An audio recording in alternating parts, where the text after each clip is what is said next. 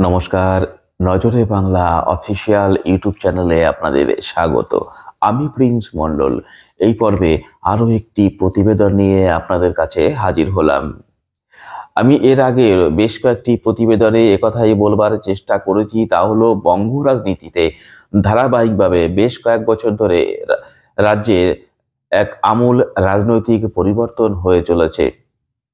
এই কারণেই বলেছি, একটি রাজ্যের শাসক দলের প্রধান রাজনৈতিক শত্রু হয়ে থাকে সেই রাজ্যের প্রধান বিরোধী রাজনৈতিক দল, কিন্তু আমাদের পশ্চিমবঙ্গের ক্ষেত্রে ঘটেছে তার সম্পূর্ণ ভিন্ন রূপ। এই কারণেই ভিন্ন রূপ, রাজ্যের পশ্চিমবঙ্গের ক্ষেত্রে শাসক দলের বিরুদ্ধে যে লাগামহীন বা সীমাহীন দুর্নীতির অভিযোগ, এই শাসক দলের একাধিক নেতা মন্ত্রীর বিরুদ্ধে দুর্নীতির অভিযোগের তো অন্ত নেই। এইসবের বিরুদ্ধে এই দুর্নীতি, স্বজন পোষণ, অনিয়ম বেনিয়মের কারণেই রাজ্যের বড় একটা অংশের মানুষ ক্ষতিগ্রস্ত।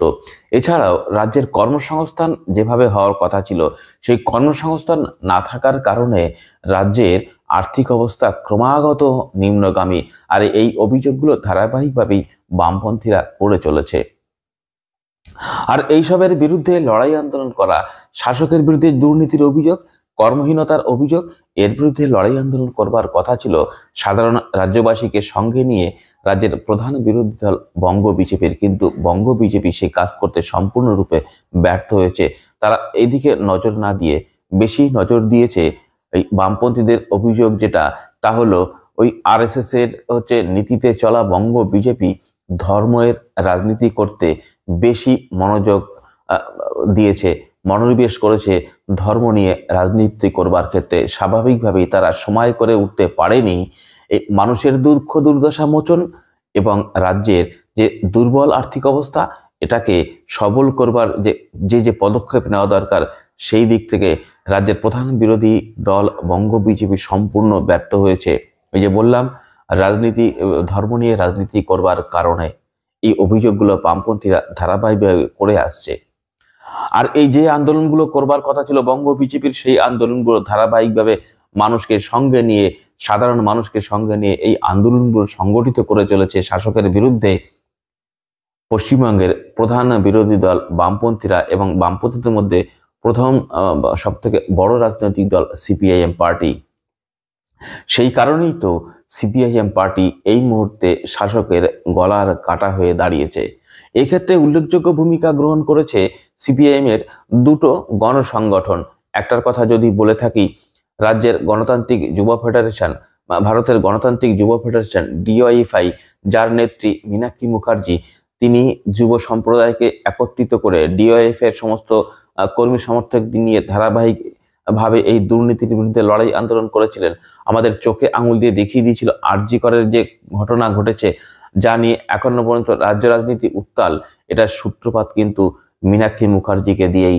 মীনাক্ষী মুখার্জি এর সূত্রপাত করেছিলেন, আপনারা প্রত্যেকেই জানেন। একে একে সমস্ত ক্ষেত্রেই এই দুর্নীতির বিরুদ্ধে ধারাবাহিক লড়াই আন্দোলন করে চলেছে। সর্বশেষ ডিওএফ এর যে আন্দোলন আমরা ইতিমধ্যে দেখলাম, রাজ্য রাজনীতিতে একে সাড়া ফেলে দিয়েছে। রাজ্যের শাসক দল এক বিপদ সম্মুখীন বলে মনে করা হচ্ছে, তা হলো এই জাল স্যালাইন কাণ্ড। মেদিনীপুরে মেডিকেল কলেজে প্রসূতির মৃত্যু, তাকে কেন্দ্র করে বিশাল লড়াই আন্দোলন সংগঠিত করেছে এই প্রধান বিরোধী শক্তি, এই বামপন্থী যুব সংগঠন ডিওয়াইএফআই মীনাক্ষী মুখার্জির নেতৃত্বে। রাজ্যের মানুষের চোখ পড়েছে মীনাক্ষী, যে রাজ্যের মানুষ দেখছে এই দুর্নীতির বিরুদ্ধে, অনিয়ম বেনিয়মের বিরুদ্ধে লড়াই করছে এই মীনাক্ষী মুখার্জির বিরুদ্ধে। মীনাক্ষী মুখার্জির নেতৃত্বে এই বামপন্থীরা যুব সংগঠন। সেই কারণেই তো বামপন্থীরা এই অভিযোগ করছে এই দুর্নীতির বিরুদ্ধে লড়াই করে চলেছে মীনাক্ষী মুখার্জিরা। সেই কারণে তাদের বিরুদ্ধে বিভিন্ন রকম ভাবে মিথ্যে মামলা সাজানো হচ্ছে। আপনারা জানেন, মেদিনীপুরের জাল স্যালাইন কাণ্ডকে এবং জাল ওষুধ কাণ্ডকে কেন্দ্র করে ধারাবাহিকভাবে লড়াই আন্দোলন সংগঠিত করে চলেছে। এবং সেই কারণে মীনাক্ষী মুখার্জি সহ সম্প্রতি 16 জনের যুব সংগঠনের নেতা নেত্রীদের নামে মিথ্যে মামলার অভিযোগ তুলেছে বামপন্থীরা, ডিওয়াইএফআইরা। অন্যদিকে আমরা আজকে যদি একটু লক্ষ্য রাখি, আজকে ভারতের আরেকটি সিপিএম পার্টির আরেকটি গণসংগঠন এসএফআই, যার এই মুহূর্তে সদস্য সংখ্যা ব্যাপক হারে বৃদ্ধি পাচ্ছে। তারাও তাদের বর্ধিত ওই সদস্যদের নিয়ে আজকে বিকাশ ভবন অভিযানে তারা সামিল হয়েছিল, সেখানেও একাধিক এসএফআই এর নেতা কর্মীকে মিথ্যে মামলা দিয়ে গ্রেপ্তার করা হয়েছে বলেই অভিযোগ করছে।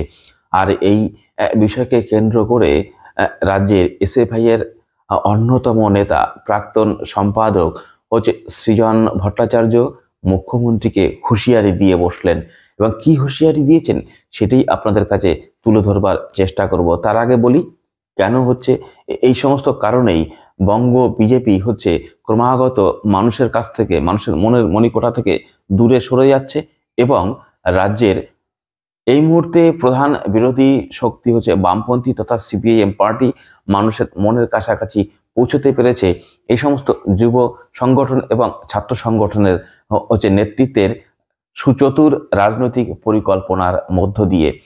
আর মানুষ এটাও দেখছে এই যুব সংগঠন, ছাত্র সংগঠনের নেতৃত্বরা অন্ততপক্ষে সততার সঙ্গে লড়াই আন্দোলনটা করে, সততার সঙ্গে রাজনীতিটা করতে পারে, এদের দুর্নীতি স্পর্শ করতে পারে না, দুর্নীতি এদের কাছাকাছি ঘেঁষতে পারে না। এটাই আমার ছিল আপনাদের কাছে বলবার মূল বিষয়। এবার আসুন সৃজন ভট্টাচার্য মুখ্যমন্ত্রীকে উদ্দেশ্য করে কোন হুঁশিয়ারিটা দিলেন, কেন হুঁশিয়ারি দিলেন সেই বিষয়ে আপনাদের কাছে তুলে ধরি। আসুন, দেখা হবে পরবর্তী আরেকটি প্রতিবেদনের সঙ্গে। ততক্ষণ ভালো থাকুন, সুস্থ থাকুন। কতজনকে করা হয়েছে, আজকে আটক করা হয়েছে? এখনো অবধি আমাদের কাছে যা হিসেবে এসেছে 80 জন গ্রেফতার হয়েছে, পুলিশ ধরে নিয়ে এসেছে। তার মধ্যে 16 জন ছাত্রী আছে। এর বাইরে এখনো অসংখ্য কর্মী যারা আজকের বিকাশ ভবন অভিযানে এসেছিল, তাদের এখনো কোনো ট্রেস পাওয়া যাচ্ছে না, তাদের ফোন সুইচ অফ, তাদেরকে এখনো আমরা যোগাযোগ করে উঠতে পারি। তারা এখনো আমাদের সাথে কোনো যোগাযোগ হয়ে ওঠেনি। কোন কোন থানাতে প্রত্যেকজনকে নিয়ে যাওয়া হয়েছে?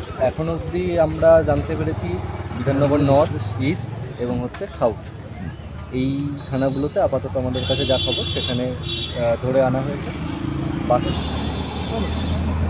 প্রথম কথা হলো, এখনও পর্যন্ত বিধাননগর ইস্ট, নর্থ এবং সাউথ থানায় আমরা ঘুরে যা বুঝতে পারছি 80 জন আটক আছে, 16টি মেয়ে। এখন অবধি এই তালিকা পাওয়া গেছে। বেশ কিছু ছেলেমেয়ের ফোন সুইচ অফ। আমি তো যা শুনলাম যে পুরুষ পুলিশ দিয়ে ছাত্রীদের উপর অত্যাচার থেকে শুরু করে, ম্যানহ্যান্ডেল থেকে শুরু করে, ফোন হারিয়ে যাওয়া, ফোন ভাঙচুর, টার্গেট করে লাঠি চালানো, কোমরের ওপরে লাঠি চালানো যায় না কিন্তু সেইটা করা পুলিশের দিক থেকে, যত রকমের অ্যাট্রোসিটি সবটাই হয়েছে। একেবারেই অবাঞ্ছিত। এবং আমরা খানিকটা অবাক যে ছাত্ররা গিয়েছিল কথা বলতে, শিক্ষামন্ত্রী সবার নাকের ডগায় ড্যাং ড্যাং করে সকালবেলা অফিসে ঢুকেছিলেন বিকাশ ভবনে। কি অসুবিধা ছিল ছাত্রদের একটা প্রতিনিধি দলের সাথে কথা বলতে? এসএফআই কর্মীরা তো আমার একটা চাকরি পাইয়ে দিন, বা আমি অ্যাটেন্ডেন্স নেই তাও আমাকে জোর করে পাশ করিয়ে দিন, এইসব বলতে যায় না। এসএফআই কর্মীরা গেছিল, রাজ্যের স্কুলগুলো বন্ধ, রাজ্যের লেখাপড়ার খরচ এমন ভয়ানক অবস্থা হয়ে গিয়েছে, শিক্ষক নিয়োগে দুর্নীতি, বেনিয়ম, এত সব স্কুল বন্ধ হয়ে যাচ্ছে, হাজার হাজার কলেজে শূন্য পদ, এই সব জরুরি বিষয় নিয়ে কথা বলতে। শিক্ষামন্ত্রী কেন কথা বললেন না? কেন লাঠি চালালেন? 2 দফায় 3 দফায় লাঠি চালালেন কেন সরকারকে, পুলিশকে দিয়ে? তিনিই বলতে পারবেন। এখনও অবধি যারা নিখোঁজ, আমরা খানিকক্ষণ অপেক্ষা করব। দুটো জিনিসের জন্য আমরা অপেক্ষা করব। এক যারা আটক হয়েছে তাদেরকে নিঃশর্ত মুক্তি দিতে হবে। তাদের বিরুদ্ধে কোনো আইনি আমি জানি না, ডিটেইন করবে না অ্যারেস্ট করবে না কি করবে বলতে পারবো না, সেটা পুলিশের বিষয়। কিন্তু যারা আটক হয়েছে তারা রাজনৈতিকভাবে গুরুত্বপূর্ণ, সামাজিকভাবে গুরুত্বপূর্ণ, শিক্ষাক্ষেত্র ধূলিসাৎ হয়ে যাচ্ছে সেই বিষয়কে তুলে ধরতে গিয়ে আটক হয়েছে। সুতরাং তারা নোবেল কজ, তারা ভালো কাজের জন্য কথা বলতে গিয়ে আটক হয়েছে। তাদেরকে যদি এখন মিথ্যা মামলা দিয়ে জোর করে পুরে রাখা হয়, তাহলে আগামীকাল ওই করুণাময়ী মোড়ে এর দ্বিগুণ জমায়েত নিয়ে এসএফআই আবার পথ অবরোধ করতে নামবে। আজকে ছেলেমেয়েরা শান্তিপূর্ণভাবে গিয়েছে। পরিষ্কার আমরা সরকার প্রশাসনকে জানিয়ে দিতে চাই, যাদেরকে আজকে আটক করেছেন এই 80 জন, এরপরে যারা নিখোঁজ আছে আমরা খানিকক্ষণ অপেক্ষা করব, খোঁজ করব। যদি দেখি যে কোনোভাবে ট্রেস পাওয়া যাচ্ছে না, অবশ্যই মিসিং ডায়েরি করতে হবে। যারা অত্যাচারিত হয়েছে, আক্রান্ত হয়েছে, অসংখ্য আহত আছে, আমাদের সাধারণ সম্পাদক ময়ূখ সমেত, তাদের ক্ষেত্রে আমরা তাদের জন্য যা মেডিকেল ব্যবস্থা ইত্যাদি আমরা করব। যাদেরকে আপাতত আটক করেছেন, এই প্রেস মিট করার মূল উদ্দেশ্য, যাদেরকে আপাতত আটক করেছেন তাদের যদি নিঃশর্তভাবে মুক্তি না দেন, তাহলে আগামীকাল আবার করুণাময়ী মোড় অবরোধ হবে।